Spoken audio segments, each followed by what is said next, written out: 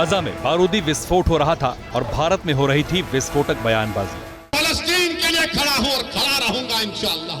Gaza का नाम आए, फलस्तीन का नाम आए, मस्जिद अक्सा का नाम आए, बैतुल मुकद्दस का नाम आए और तुम्हारे और हमारे दिलों में हरारत ईमानी पैदा नहीं हुई तो फिर तुम इंसान कहलाने के लायक नहीं हो।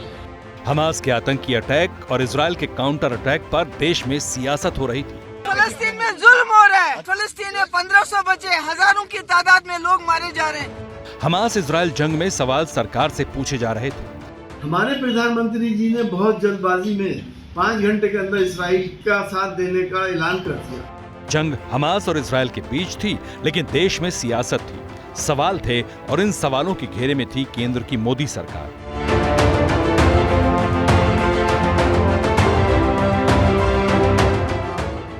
इन सवालों की शुरुआत उसी दिन हो गई थी जिस दिन इजराइल पर अटैक हुआ था। 7 अक्टूबर को इजराइल पर हमास के आतंकी अटैक के बाद पीएम मोदी ने ट्वीट किया।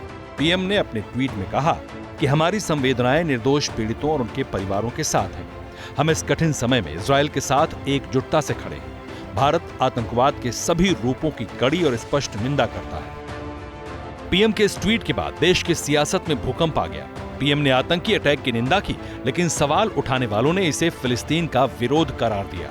जवाहरलाल नेहरू, इंदिरा गांधी, राजीव गांधी, अटल बिहारी वाजपेयी या सगळ्यांची भूमिका ही होती पॅलेस्टाईनला मदत करायची। या देशाच्या प्रधानमंत्र्यांनी इस्रायलची भूमिका घेतली आणि मालक जे आहेत त्यांच्याकडे दुर्लक्ष केलं। हिंदुस्तान ने हमेशा इंसाफ का साथ दिया है। हिंदुस्तान ने हमेशा फलस्तीन के कॉज का साथ दिया है। ऐसी क्या मजबूरी थी कि इसराइल जैसे जालिम मुल्क का साथ देने का ऐलान कर दिया गया। सरकार से सवाल पूछने वाले कैसे हड़बड़ी में गड़बड़ी कर गए ये हम बताएंगे, लेकिन पहले ये तस्वीरें देखिए। ये भारतीय वायुसेना का C-17 एयरक्राफ्ट है जो गाजा में फंसे लाखों लोगों के लिए राहत सामग्री लेकर रवाना हुआ। भारत ने मदद के तौर पर फिलिस्तीन को 38.5 टन राहत सामग्री भेजी। इसमें 6.5 टन मेडिकल सामग्री है।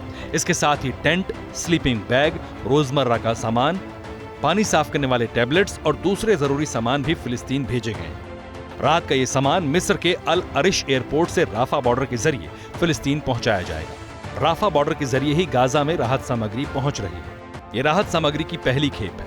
आगे भी भारत फिलिस्तीन के आम लोगों की मदद के लिए मजबूती से खड़ा रहेगा, लेकिन कल तक सरकार से सवाल पूछने वालों के सुर अब बदल गए। हमारे प्रधानमंत्री जी खुद एक इंसान हैं। हमने कई बार उनको जज्बाती होते हुए भी देखा है। वो भी एक इंसान है। हमें उम्मीद है कि इस जुल्म के खिलाफ हिंदुस्तान आवाज़ भी उठाएगा और उनकी मदद भी करेगा। भारत सरकार का एक अच्छा कदम है, लेकिन बहुत देर में उठाया गया एक कदम है। ऐतिहासिक रूप से भारत हमेशा फ़लस्तीन के साथ में खड़ा हुआ है, चाहे वो वाजपेयी जी का दौर हो, मिसेस गांधी का दौर हो, राजीव जी का दौर हो, डॉक्टर मनमोहन सिंह का दौर हो। तो भारत किसी भी रूप में फ़लस्तीन से अपने आप को अलग नहीं कर पाया है।